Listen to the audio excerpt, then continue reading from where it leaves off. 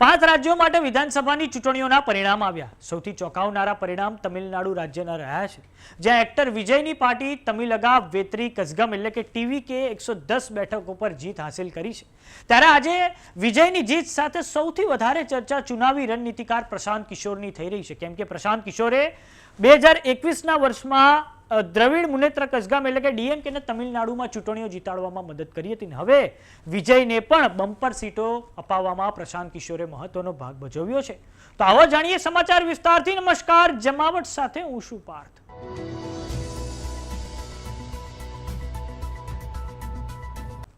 તમિલનાડુમાં વિજયની પાર્ટી ટીવીકેને જબરજસ્ત જીત હાંસિલ થઈ છે. આ અગાઉ દક્ષિણ ભારતમાં 1983ના વર્ષમાં આંધ્રપ્રદેશમાં એનટી રામારાવ દ્વારા જબરજસ્ત જીત તેલુગુ અસ્મિતાના નામે મેળવવામાં આવી હતી. તે અગાઉ 1977માં એઆઈએડીએમકેના નેતા એમજી રામચંદ્રને આવી જ રીતે પોતાના સ્ટારડમ્સ પર તમિલનાડુમાં જીત હાંસિલ કરી હતી. તમિલનાડુમાં અભિનેતા વિજયની આ જીતમાં ચુનાવી રણનીતિકાર પ્રશાંત કિશોરે ખૂબ મહત્વનો ભાગ ભજવ્યો છે.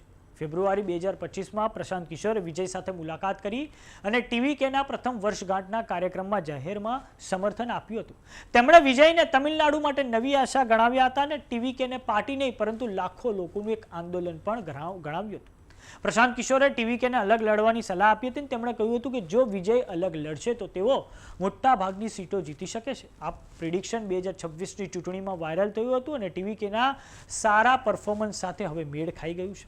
આ પછી 2026ની તમિલનાડુની વિધાનસભાની ચૂંટણીઓ દરમિયાન અભિનેતા વિજયે સત્તાધારી પક્ષ ડીએમકેને કરપ્શન અને ડાયનેસ્ટિકલ પોલિટિક્સ એટલે કે વંશવાદ માટે ટાર્ગેટ કરી હતી. વિજય પોતાના રાજકીય પ્રતિદ્વંદી તરીકે સ્ટાલિનની પાર્ટી ડીએમકેને માને છે, જ્યારે વૈચારિક પ્રતિદ્વંદી તરીકે ભારતીય જનતા પાર્ટીને જુએ છે. આ ઉપરાંત વિજય દ્વારા પ્રશાંત કિશોરની સલાહ પર ડેટા આધારિત કેમ્પેન, બૂથ લેવલ વર્કર્સ અને યુવાનો અને અર્બન વોટર્સને ટાર્ગેટ કરવાની સ્ટ્રેટેજી અપનાવવામાં આવી હતી. અને હવે પરિણામ સૌની સામે છે. તમિલનાડુમાં સત્તાધારી પક્ષ ડીએમકે હારી ચૂક્યું છે. આ ઉપરાંત આપણે એ પણ જણાવી દઈએ કે ડીએમકેની હારના કારણો બીજા પણ છે, જેમ કે કાયદો વ્યવસ્થાની સ્થિતિ હોય, ત્યાં ઘણા છેલ્લા 2 વર્ષમાં જે લઠ્ઠાકાંડના કિસ્સા સામે આવ્યા છે તે પણ છે, ડ્રગ્સની બધી પણ વધી છે, કસ્ટોડિયલ ડેથમાં પણ વધારો થયો છે અને આ કારણે પણ તમિલનાડુમાં ડીએમકેની હાર થઈ છે. તો વાત કરીએ કોંગ્રેસ અને એક્ટર વિજયની પાર્ટી ટીવીકે વચ્ચેના ગઠબંધનની.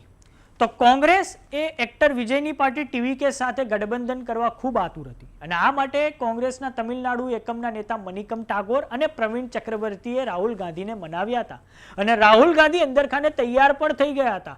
જો કે રાષ્ટ્રીય અધ્યક્ષ મલ્લિકાર્જુન ખડગે અને જે સિનિયર આગેવાન છે ચિદમ્બરમ, તેઓ તૈયાર નહોતા થયા અને તેમણે આખરે કોંગ્રેસ અને ડીએમકેનું અલાયન્સ કરાવ્યું હતું. પરંતુ હવે પરિણામ સૌની સામે છે અને હવે ડીએમકે 3જા નંબર પર ધકેલાઈ ગઈ છે અને તેના કારણે કોંગ્રેસનો પણ તમિલનાડુમાં કરુણ રકાસ નીકળી ગયો છે.